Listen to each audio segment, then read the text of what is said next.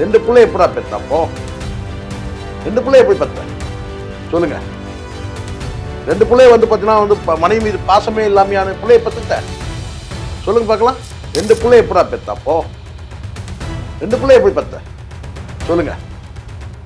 2 பிள்ளை வந்து பார்த்தீங்கன்னா வந்து மனைவி மீது பாசமே இல்லாமையான பிள்ளைய பெத்துட்ட சொல்லுங்க பார்க்கலாம். நீ வந்து ஒரு ஒரு ஒர்க்கரா நீங்க போயிருக்கூடாது. நான் சொல்றது புரியுங்களா? ஒரு மருமகனா நீங்க போயிருக்கீங்கன்னா பேசலாம். ஒரு குடும்பத்தில் போய் உட்காந்துட்டு எல்லாத்தையும் கேட்டேன், இதை நான் பண்ணேன் அதை நான் பண்ணேன் சொல்ல முடியாது. எப்பவுமே யாருமே சொல்ல முடியாது. நீங்க ஒரு பொருளாதாரம் மொத்தமா புழங்குற இடத்துல நீங்க போயிட்டு அங்க போயிட்டு நீங்க வந்து சொல்ல முடியாதுன்ற நான் இதை நான் செஞ்சேன் அதை நான் செஞ்சேன் சொல்ல முடியுமா? யாருமே சொல்ல முடியாது. எதுக்காக அவங்க வந்து போட்டாங்க? கால்னு எப்படி பதிவு பண்ணலாம் சொல்லுங்க. நீங்க சொல்லுங்க. சமூக வலைதளத்தா அப்ப அவங்க நீதிமன்றத்துக்கு போறாங்க, கோர்ட்டுக்கு போறாங்க. எங்களை பத்தி யாரும் அவதூறாக நீங்க அவங்க எச்சத்தட்டுல நீங்க சாப்பிடுறீங்க. அது முதல்ல புரிஞ்சுக்கணும். ஆர்த்தியோட எச்சத்தட்டுல நீங்க சாப்பிடுறீங்க. வணக்கம் சார். வணக்கம்மா. எப்படி சார் இருக்கீங்க? நலமா இருக்குமா? பயமா இருக்குமா உங்ககிட்ட? இல்ல சார், ஏன் சார் எப்போதுமே இப்படியே சொல்றீங்க? என்ன கேள்வி கேட்பீங்களோ என்ன பதில் சொல்றதோ தெரியல சார். இப்ப சோசியல் மீடியாவை பாத்தீங்கன்னாவே ரவி கெனிஷா அப்படின்னே தான் ஃபுல்லா போயிட்டு இருக்கு. இதுக்கு முன்னாடி பாத்தீங்கன்னா பொலிட்டிக்கல் போயிட்டு இருக்கு. சரி, கொஞ்ச நாளைக்கு ரெஸ்ட் கொடுங்க முதலமைச்சருக்கு. உங்க முதலமைச்சர் நீங்கள் வாக்களித்து வெற்றி பெற்று இன்னைக்கு வந்து ஒரு முடிசூடா மன்னன் சக்கரவர்த்தியாக அமர்ந்திருக்கும் தளபதி விஜய் அவர்களுக்கு கொஞ்சம் ரெஸ்ட் கொடுங்க. அவரையே பேசிட்டு இருக்கீங்களே, கொஞ்சம் ரெஸ்ட் கொடுங்க. கொஞ்சம் ஜெயம் ரவியை பத்தி பேசுங்க. அதுதான் நடந்திருக்கு. இப்ப என்னதான் சார் நடக்குது? கெனிஷா வந்து ஃபர்ஸ்ட் ஒரு வீடியோ போடுறாங்க நேத்தி. இப்ப அதை தொடர்ந்து பாத்தீங்கன்னா ரவி அவர்களும் ஒரு வீடியோ போட்டிருக்காங்க, பிரஸ் மீட் கொடுத்திருக்காரு. அதை பாத்தீங்களா? எவ்வளவு ஒரு ஆதங்கப்பட்டு ஒரு ஆண் கதறி அழுறாரு. அழுதா புரியல. அழுதா சிரிக்கும் பெண்ணை நம்பாதே, சிரி வரும் பாம்பை நம்பு அப்படின்னு சொல்லி கேட்டிருக்காங்க. பாத்திருக்கீங்களா நீங்க? சிரிக்கும் பெண்ணை நம்பாதே, சிரி வரும் பாம்பை நம்பு அப்படின்னு சொல்லுவாங்கல்ல. இப்படி நான் தலையில மாத்தி சொல்றேன்னு நினைக்கிறேன் இல்லையா? சிரி வரும் பாம்பை நம்பு, சிரிக்கும் பெண்ணை நம்பாதேன்னுவாங்கல்ல. அந்த மாதிரி கேட்டா அழக்கூடிய ஆணையும் நீங்க நம்பாதீங்க அப்படின்னு சொல்ல முடியும். அப்போ சிரிக்கும் பெண்ணை நம்பாதேன்னு சொன்னா அப்ப அழக்கூடிய ஆணை நம்பலாமா? சொல்லுங்க, பதில் சொல்லுங்க. நான் உங்கள்கிட்ட கேட்கிறேன். இல்ல சார், இந்த அளவுக்கு ஒரு நடிகன் வந்து இது நாள் வரலையும் இப்படி நடந்தது இல்ல. திடீர்னு அவ்வளவு ஒரு ஆதங்கம், எவ்வளவு ஆதங்கம் இருந்தா, பிரஷர் இருந்தா அந்த மாதிரி பிரஸ் மீட்ல இதெல்லாம் தேவையில்லாம பிரஷர்மா. என்ன கேட்டா தப்பு பண்ணீங்க, உப்பு தின்னீங்க, தண்ணி குடிக்கிறீங்க, அவ்வளவுதான். உப்பு தின்னீங்க, தண்ணி குடிக்கிறீங்க. இன்பத்தை தேடக்கூடிய வழி இருக்குமா? அது நேர் வழியில இருக்கணும். நேர் வழி இல்லாம குறுக்கு வழியில நீங்க இன்பத்தை தேடினீங்கன்னா இப்படிதான் துன்பப்பட்டு கதறணும், கண்ணீர் விடணும், எல்லாமே இருக்கு. புரியுதுங்களா சொல்லுது? எல்லாமே நீங்க இங்க இன்பமும் துன்பமும் யாருக்கிட்ட இருக்கு? நீங்க சொல்லுங்க. நீங்க அழறதுல வேற ஏதாவது ஒரு சொல்லுங்க. ஒரு ஆக்சிடென்ட் ஆயிடுச்சு, அடிபட்டுச்சு, வலிக்குதுன்னு சொல்லி நீங்க கத்தி கதறினீங்கன்னா அதுல ஒரு மீனிங் இருக்கு. இப்ப நீங்க பண்ணது எல்லாம் நீங்க ஏற்படுத்திக்கிறது தானே? ரவிமோகன் ஏற்படுத்திக்கிட்டு தானே? யார் ஏற்படுத்துனது? எல்லாமே ரவிமோகன் ஏற்படுத்திக்கிட்டது தான். எல்லாமே. அப்புறம் நீங்க விருப்பப்பட்டு தான் நீங்க தாலி கட்டுறீங்க. அன்னைக்கே எங்க அம்மா அப்பா வந்து பாத்தீங்கன்னா வந்து சாபம் விட்டு போனாங்க, நாசமா போட்டோம்னு சொல்லி சாபம் விட்டாங்கன்றீங்க. அன்னைக்கு அந்த முடிவு நீங்க தானே எடுத்தீங்க. சொல்லுங்க. அதுவும் கையை பிளேடால கட் பண்ணிட்டு, கையை கட் பண்ணிட்டேன், காலை கட் பண்ணிட்டுமா? அப்படி கையை கட் பண்ணிக்கிறாங்கன்னா என்னம்மா பொருள்? அபரிதமான அன்பு இருந்தாலுமா கையை கட் பண்ணிக்க முடியும்? சொல்லுங்கம்மா. எல்லாத்தையும் நாங்களும் கடந்து தான் வந்திருக்கிறோம். நாங்கெல்லாம் ஒரு படி மேல. கையை கட் பண்ணி தான் கிடையாது. லவ் லெட்டரே வந்து பார்த்தீங்கன்னா ரத்தத்துல தான் எழுதி கொடுத்தோம். அதெல்லாம் கலரிடாதீங்க. அப்புறம் நானும் பஸ்ட் ஆயிடுவேன். அப்புறம் நானும் பொங்கிடுவேன். புரியுதுங்களா சொல்றது? அதெல்லாம் சும்மா அதெல்லாம் அந்த டைம்ல நடக்கிறதாமா அதெல்லாம். சரிங்களா? இதெல்லாம் வந்து இதெல்லாம் சும்மா இதெல்லாம் பேசக்கூடாது. ரொம்ப இதெல்லாம் அந்தரங்கம். அவங்க வந்து உங்க விருப்பம் இருந்தா தானே உங்களுக்கு. இப்ப நான் கேட்கிறேன், கையை எதுக்கு அறுத்துக்கிட்டாங்க? உங்க மேல விருப்பம் இருக்குது, அறுத்துக்கிட்டாங்க. அவ்வளவு அந்த அளவுக்கு லவ் பண்ணிருக்கிறாங்கன்னு அர்த்தம். அப்போ அப்படிப்பட்ட மனைவி வந்து எவ்வளவு வந்து ஒரு பொசசிவோட இருந்திருப்பாங்க. யோசிச்சு பாருங்க. இந்த பொசசிவ்னு ஒண்ணு இருக்குல்ல, தனக்கு மட்டுமே தன் கணவன் உரிமையா இருக்கணும்னு நினைக்கிறது தப்பான்னு கேட்கிறேன். தப்பா தேடுறா இருக்கு. இல்ல, தப்பு. ஒரு ஆண் வந்து தனக்கு வந்து என்ன நினைப்பான்? ஒரு கணவன் மனைவி தனக்கு மட்டுமே வந்து உரிமையா இருக்கணும்னு நினைப்பான். சாகிற வரைக்கும் அந்த பாசம் அந்த பக்கம் அப்பங்கிட்ட போயிடக்கூடாது, அந்த பாசம் பிள்ளைகிட்ட போயிடக்கூடாது, தான் பெத்த பிள்ளைகிட்டே போயிடக்கூடாதுன்னு நினைப்பான் ஒரு கணவன். அவன் தப்பானவனா? அதே மாதிரி தான் இங்க. ஸோ ஒரு ஒரு தன்னை மட்டுமே சார்ந்திருக்கணும் ஒரு கணவன் நினைக்கிறதுன்றது வந்து பார்த்தீங்கன்னா, அது வந்து தப்புலாம் சொல்லாதீங்க. அது குற்றம்லாம் சொல்லாதீங்க. இதெல்லாம் வந்து கையை அறுத்துக்கிட்டாங்கன்னு சொன்னா, உங்க மேல வந்து அந்த அளவுக்கு வந்து ஒரு அபரிதமான ஒரு லவ்ல இருந்திருக்கிறாங்க. அத போய் நீங்க சொல்றீங்களா? அது ஒரு தப்பு இல்லையா அது முதல்ல? இல்ல 15 வருடமும் எனக்கு பிடிக்காம நான் ஒரு அடிமை மாதிரி தான் அடிமை இருந்தேன். அதெல்லாம் சும்மா அதெல்லாம் பேசாதீங்க. 15 வருஷமா பிடிக்கலன்னா 15 வருஷம் கழிச்சு இப்ப மட்டும் வந்து எப்படி வந்தது? இன்னைக்கு ஒரு லவ் அஃபேர் உங்களுக்கு வந்துருச்சு அவ்வளவுதான். ரவிமோகன் சொல்றதெல்லாம் நியாயமே கிடையாதுமா. 2 பிள்ளை எப்படா பெத்த அப்போ? 2 பிள்ளை எப்படி பெத்த? சொல்லுங்க. 2 பிள்ளை வந்து பாத்தீங்கன்னா வந்து மனைவி மீது பாசமே இல்லாமையான பிள்ளைய பெத்துக்கிட்ட? சொல்லுங்க பார்க்கலாம். அதெல்லாம் தப்புங்க. நல்ல பையன் நான் இல்லைன்னு சொல்ல. நல்ல மனுஷன், நல்ல மனிதன் நான் இல்லைன்னு சொல்ல. ரவிமோகன் வந்து ஜென்டில்மேன். ரொம்ப மரியாதை இருக்கு. ஆனா நீங்க சொல்ற எல்லா கதையும் இங்க கேட்க முடியாது இல்லம்மா. தப்பு இல்ல அது. 2 பிள்ளைகளை பெத்துட்டீங்க. அதுக்கப்புறம் பிள்ளைகள் வந்து வளர்ந்து ஆளாகிட்டு இருக்கிறாங்க. இப்போ நீங்க என்ன செய்யணும்? அப்படி என்ன உங்களை வந்து பாத்தீங்கன்னா வந்து கொடுமைப்பட அதையாவது சொல்லுங்க. உங்களை என்ன கடாயில போட்டு வறுத்தாங்கன்னு சொல்லுங்க. என்ன பண்ணாங்க சொல்லுங்க. இல்ல வெயில்ல முட்டி போட வச்சாங்களா சொல்லுங்க. என்ன பண்ணாங்க சொல்லவே இல்ல. டார்ச்சர் கொடுத்தாங்க. என்ன டார்ச்சர் கொடுத்தாங்க சொல்லுங்க. யாராவது ஒருத்துப்பாங்களா சார்? ஒரு ஒரு மாமியார் வந்து தன் வந்து பிள்ளையோட வந்து வாழ்க்கை வந்து பாழாவணும்னு நினைப்பாங்களா? சொல்லுங்க. ஒரு அம்மா வந்து தன் பொண்ணோட வாழ்க்கை பாழணும்னு நினைப்பாங்களா? யாரும் நினைப்பாங்க சொல்லுங்க. நினைக்க மாட்டாங்க சார். யாரும் நினைக்க மாட்டாங்கல்ல. அந்த இடத்துல ஏதோ ஒரு உங்களுக்கு வந்து பாத்தீங்கன்னா ஒரு தொழில் ரீதியா கனெக்ட் ஆனீங்க. அதுதான் தவறு. தொழில் ரீதியா கனெக்ட் ஆனீங்க. அது நடந்துடக்கூடாது. அவங்க சினிமானா தயாரிக்கிட்டோம், எதனா தயாரிக்கிட்டோம். இவர் சினிமாவில் நடிகனா இருக்கட்டும். அவ்வளவுதான். தனித்தனி வாழ்க்கையா இருந்திருக்கணும். நீங்க ஒரு தனிப்பட்ட வாழ்க்கையும் தொழில் வாழ்க்கையும் கொண்டு வந்து ஒன்னா சேர்க்கிறீங்கல்ல, அதுல ஏற்பட்ட கோளாறு தான் இது. லாபம் வரும்போது பேச்சு வராது, நஷ்டம் வரும்போது பேச்சு வரதான் செய்யும். 2 தரப்பே வரும். வந்து பாத்தீங்கன்னா வந்து இவங்க படத்திலேயே நான் நடிச்சேன், அடுத்தடுத்து கால் ஷீட் கொடுத்தேன் அப்படின்னு நான் என்ன கேட்கறேன்னா, அப்படியே கூட நான் சொல்றேம்மா, இதெல்லாம் வந்து ஒரு தோல்வின்னு வரும்போது அது தாங்குற சக்தி வேணுமா? மீண்டும் ஜெயிச்சு வரலாம், அந்த நம்பிக்கை வேணும். தோல்வி தாங்குற சக்தி வேணும், மீண்டும் ஜெயிப்போன்ற நம்பிக்கை வேணும்.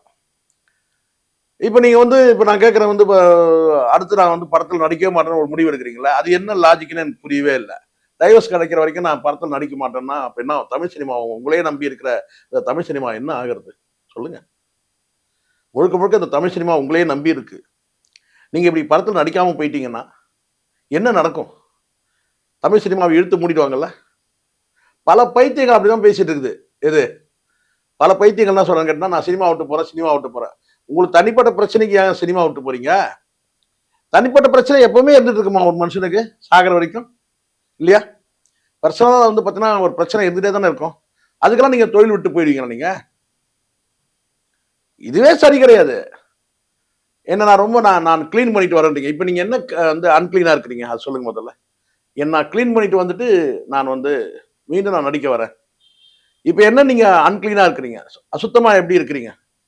நீங்க தானே சொல்றீங்க நான் கிளீன் பண்ணிட்டு வந்துட்டு நான் மறுபடியும் நான் வரேன், இது எல்லாத்தையும் நான் கிளீன் பண்ணிட்டு வந்து நான் மறுபடியும் நடிக்க வரேன் சொன்னா, இப்ப நீங்களே ஃபீல் பண்றீங்களா ஒரு அன்கிளீனா இருக்கிறதா? சரி பண்ணிட்டு வரேன், என்னால பிரஷர் தாங்க முடியல அப்படிமா. இதெல்லாம் ஒண்ணுமே கிடையாதுமா. உங்ககிட்ட இருக்கிறதா பிரச்சனை. 3வது நபரை கூட்டு வந்து உள்ள விடுறீங்கல்ல, அப்பதான் பிரச்சனை வரும். அது யார் வேணா இருக்கட்டும்மா, யார் வேணா இருக்கட்டும்.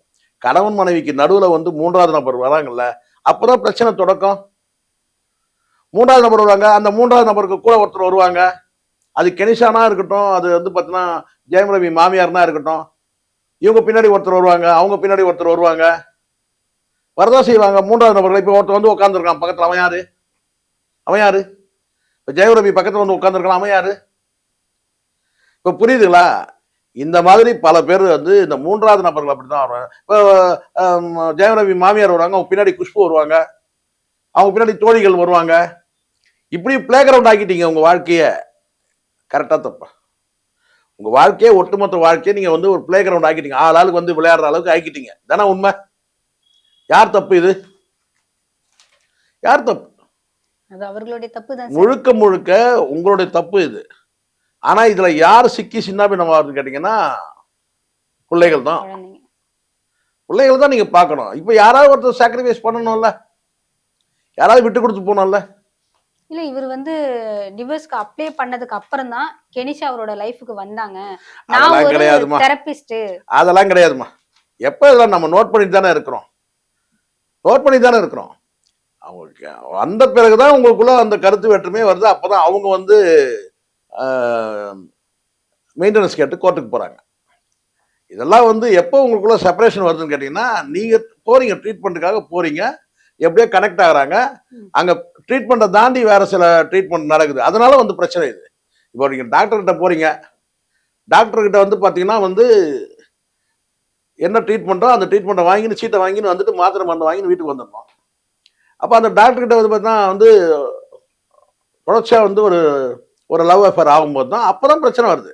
இப்போ கூட சொல்லுங்க பார்ப்போம். எனக்கும் வந்து பார்த்தீங்கன்னா வந்து கெனிஷாவுக்கு வந்து இவ்வளோ பேசினார்ல, இவ்வளோ பொங்கினார்ல, எனக்கும் கெனிஷாவுக்கும் எந்த தொடர்பும் கிடையாதுங்க. தூய்மையான ஒரு நட்பு மட்டும்தான் இருக்கு. சொல்லுங்க பார்ப்போம். இல்ல அத அவங்க 2 பேருமே மென்ஷன் பண்ணல. ஆ, ஒரு அன்பால இணைஞ்சோம். ஏங்க அது அதெல்லாம் எல்லாத்தையும் வந்து சும்மா அதெல்லாம் பேசக்கூடாதுமா. குடும்பம் வச்சுட்டு அன்பா இணைஞ்சா அது செருப்பு கழட்டி அடிக்க மாட்டாங்க. நான் போய் வீட்டில் போய் சொல்றேன், நான் அன்பா இணைஞ்சிட்டேன்னு சொல்லிட்டு அடுத்த நிமிஷம் தொடர்பு கட்ட முறைலாம் அடி பின்னி எடுத்துருவாங்க. இது சமூகம் என்ன சொல்லும்? நீங்களும் சொல்லுங்க. வீட்டில் சொல்றாங்க, சமூகம் என்ன சொல்லும்? சொந்த பந்தம் என்ன சொல்லும்? சரிப்பான்னு சொல்லி ஆரத்தி எடுத்து நெத்தியில திலக்கட்டு அனுப்புவாங்களா? போயிட்டு வாப்பான்னு சொல்லி. தப்புமா அதெல்லாம். நீங்க இப்போ சொல்ல முடியுமா உங்களால? எனக்கு வந்து பாத்தீங்கன்னா கெனிஷாவுக்கு எனக்கும் தூய்மையான நட்பு மட்டும் தான் இருக்கு. சொல்ல முடியுமா? சொல்ல முடியல. முடியாது. அப்ப ஏற்கனவே ஒரு மேரேஜ் வாழ்க்கை சிஸ்டத்துல இருக்கிறீங்க, 2 பிள்ளைய கொடுத்தாச்சு, ஒரு குடும்ப வாழ்க்கையில இருக்கிறீங்க. அப்போ உங்களுக்கு அந்த குடும்ப வாழ்க்கையில உங்களுக்கு பிரச்சனை இருக்கு, டார்ச்சர் இருக்குன்னு சொன்னா அப்ப நீங்க டைவர்ஸ் பண்ணிட்டு அதுக்கப்புறம் நெக்ஸ்ட் போங்க. எவ்வளவு பேர் அந்த மாதிரி போயிருக்காங்களே? யாருக்கும் இப்படி பேசப்படலையே? விவாகரத்து பண்ணிட்டு அதுக்கப்புறம் அடுத்த வாழ்க்கைக்கு போயிருக்கிறாங்க. மியூச்சுவல் டைவர்ஸ் நடந்திருக்கு, கோர்ட்ல போய் விவாகரத்தை முடிச்சிட்டு கட் பண்ணிக்கிட்டு அதுக்கப்புறம் அடுத்த வாழ்க்கைக்கு போங்க. ஆனா அதுக்குள்ள நீங்க வந்து பாத்தீங்கன்னா ஒரு வந்து மேரேஜ் லைஃப் வந்து முடிவுக்கு வரதுக்கு முன்னாடி நீங்க ஜோடியா வந்து சீருடையில போறது, அந்த திருமண சீருடைன்றதே இன்னைக்கு எப்படி ஆயிடுச்சு தெரியுமா? பதற்றமா இருக்கு. ட்ரெஸ்ஸை போட்டு 2 பேர் போனாலே சந்தேகமா பாக்குறதா இருக்கு. கணவன் ஒரிஜினல் கணவன் மனைவியே அந்த மாதிரி ட்ரெஸ் பண்ணிட்டு போனா இது ஃபர்ஸ்டா செகண்டா அப்படின்னு கேட்கற மாதிரி ஆயிடுச்சு இன்னைக்கு நிலைமை. இல்ல இதுதான் அவங்க ஆரம்பிச்சதே அவங்க 2 பேரும். அவங்க 2 பேரும் அந்த சீருடையை வந்து போடுறதுக்கு தயங்குறாங்கம்மா. நீங்க சொன்னா நம்ப மாட்டீங்கம்மா, போங்கம்மா. அந்த சில்க் ட்ரெஸ் இருக்கு இல்லையா, கோல்டன் கலர், அதை போட்டுன்னு வந்தாலே சார் இது ஃபர்ஸ்டா செகண்டா அப்படின்னு கேட்குற மாதிரி இருக்கு. நிஜமா தான். இந்த பிரஸ் மீட்லயே பாத்தீங்கன்னா நீங்க சைபர் புல்லிங் பண்ணதுனால, டார்ச்சர் கொடுத்ததுனால தான் கென்ஷா வந்து ஊரை விட்டே போயிட்டாங்க. அவங்க எங்க இருந்தாலும் நல்லா இருக்கணும். ஏன்னா நான் கஷ்டப்பட்ட காலத்துல என் கூடவே இருந்தவங்க. நல்லா ஒண்ணு புரிஞ்சுங்கம்மா. இங்க பல கட்டத்துல நம்மள வந்து ஒவ்வொருத்தரும் காப்பாத்துறாங்கம்மா, இல்லையா? உண்மைதானே? இப்போ நான் கேட்கிறேன், ஒரு டெலிவரி பாக்குறாங்க டாக்டர், நம்ம அவங்க தான் நம்மளை காப்பாத்தி, அம்மா என்னதான் 10 மாசம் சுமந்தாலும் வந்து பாத்தீங்கன்னா ஒரு டெலிவரி பார்க்கறது யாரு? ஒரு டாக்டர். நம்மளை வாஷ் பண்றது யாரு? ஒரு ஸ்டாஃப் நர்ஸ். யாராவது ஞாபகம் இருக்குமா? யாருக்காவது? அம்மா பெத்த அம்மாவும் ஞாபகம் இருக்கு, அதே பல பேர் மறந்துட்டான், அது வேற விஷயம் வச்சுங்க. ஆனா யாருக்காவது ஞாபகம் இருக்கா? யாருக்காவது ஞாபகம் இருக்கா? இருக்காது. அந்த டாக்டர் வந்து இந்த டாக்டர் தான் வந்து, ஏன்னா அந்த குழந்தைக்கு ஞாபகம் இருக்க போறது இல்ல. ஏன் இன்னும் சொல்ல போனா வந்து அம்மாவுக்கே ஞாபகம் இருக்காது. நமக்கு டெலிவரி பார்த்த டாக்டரோட முகம் கூட ஞாபகம் சில பேருக்கு இருக்கும், சில பேருக்கு எல்லாம் தெரிஞ்சிருக்காது. புரியுது? ஒவ்வொரு காலகட்டத்துல ஒவ்வொருத்தர் நம்மளுடைய வாழ்க்கையில வருவாங்க, புரியுங்களா? வரவங்க கூட அத்தனை பேருடைய குடும்பம் நடத்த முடியாதுமா. அதனால புரிஞ்சுக்கணும் முதல்ல. இதெல்லாம் மிகப்பெரிய அனுபவம் தேவை, பக்குவம் தேவை. வாழ்க்கையில பல முக்கியமான கட்டங்கள்ல ஒவ்வொருத்தர் வருவாங்க.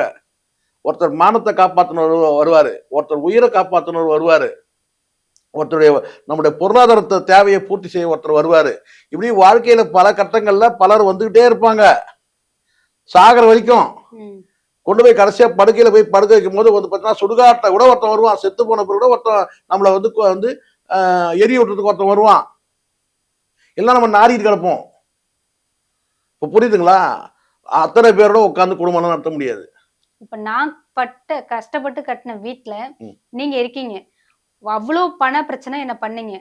நான் வந்து இப்ப வாடகை வீட்டுல உங்களால நான் அவ்வளோ கஷ்டப்பட்டு கடனை அடைச்சிட்டு இருக்கேன். உங்களை காலி பண்ணுன்னு சொல்றதுக்கு எனக்கு 1 நிமிஷம் ஆகாதான்னு கேட்டிருக்கேன். இதெல்லாம் வந்து ஒரு குடும்பத்துக்குள்ள நடந்ததுமா. இப்படி இவர் வந்து சொல்லுவாரு, அதுக்கப்புறம் அங்க இருந்து ஒரு தகவல் சொல்லுவாங்க. இதெல்லாம் நிறைய வரும். இந்த மாதிரி நம்ம இந்த பொருளாதார கணக்கெல்லாம் நம்ம போட முடியாதுமா. ஒரு குடும்பத்துல போய் நீ வந்து ஒரு ஒரு ஒர்க்கரா நீங்க போயிடக்கூடாது. நான் சொல்றது புரியுங்களா? ஒரு ஒரு மருமகனா நீங்க போயிருந்தீங்கன்னா பேசலாம். ஒரு குடும்பத்துல போய் உட்காந்துட்டு எல்லாத்தையும் கேட்டேன், இதை நான் பண்ணேன், அதை நான் பண்ணேன் சொல்ல முடியாதுமா. எப்பவுமே யாருமே சொல்ல முடியாது. நீங்க ஒரு பொருளாதாரம் மொத்தமா புழங்குற இடத்துல நீங்க போயிட்டு அங்க போயிட்டு நீங்க வந்து சொல்ல முடியாதுன்ற நான். இதை நான் செஞ்சேன், அதை நான் செஞ்சேன்னு சொல்ல முடியுமா? யாருமே சொல்ல முடியாது. அவங்க சொல்லுவாங்க, அவங்க ஒரு கணக்கு போடுவாங்க. இப்ப புரியுதுங்களா? தனிப்பட்ட வாழ்க்கைய தனிப்பட்ட வாழ்க்கையா வச்சுக்கணும்.